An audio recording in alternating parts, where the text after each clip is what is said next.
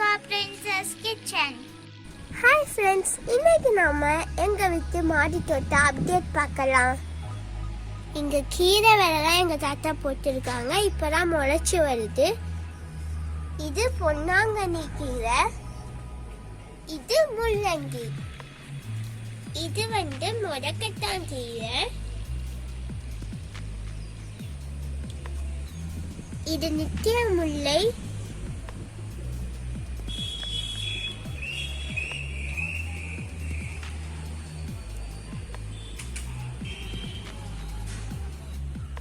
இது கத்திரிக்காய் செடி, இது வெண்டைக்காய் செடி, இது காராமணி கொடி,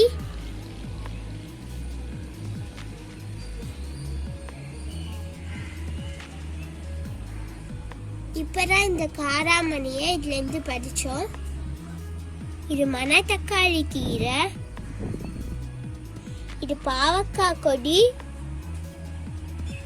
இங்க பாருங்க, இங்க ஒரு குட்டி பாவக்காய் கூட முளைச்சிருக்கு. இது புதினா. எங்க வீட்டுல நாங்க ஏதாவது செஞ்சிட்டு இருக்கும் போதே ஈஸியா இங்க பறிச்சுட்டு போயிடுவோம். புதினாவை ஈஸியா இருக்கும், நாங்க கடைக்கு போயிட்டுலாம் வாங்கவே வேணாம். இது வெத்தலை. இந்த வெத்தலை கொடியை எங்க பாட்டி வீட்டுல இருந்து நாங்க எடுத்துட்டு வச்சிருக்கோம். நமக்கு சளி பிடிச்சிருந்தா இல்ல கஷாயம் வச்சுக்கலாம், இல்லைன்னா வீட்டில் ஏதாவது சாமி பூஜை செய்யும் போது கூட நம்ம வச்சுக்கலாம். நம்ம கடைக்கு போயிட்டு வாங்கணுன்ற அவசியமே இல்லை. இது அரளி செடி. தினமும் நாங்கள் பூஜை பண்ண மாதிரி இதை எடுத்துட்டு போய் சாமிக்கு வச்சுக்குவோம்.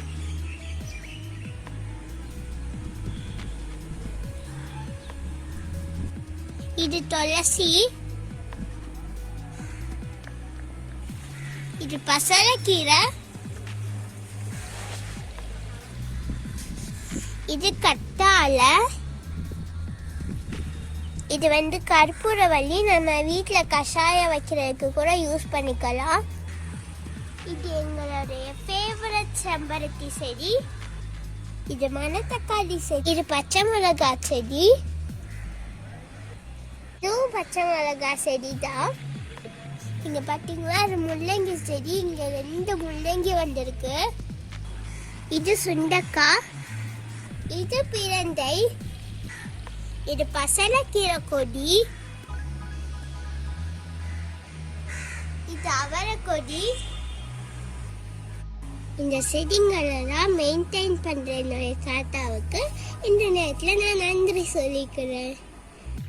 ஓகே ஃப்ரெண்ட்ஸ், இன்னைக்கு நம்ம எங்க வீட்டு மாடி தோட்டத்தை பார்த்துட்டோம். எங்க மாடி தோட்டம் பிடிச்சிருந்ததுன்னா லைக் பண்ணுங்க, ஷேர் பண்ணுங்க, சப்ஸ்கிரைப் பண்ணுங்க. முக்கியமா ஷேர் பண்ண மறந்துடாதீங்க. Thank you friends.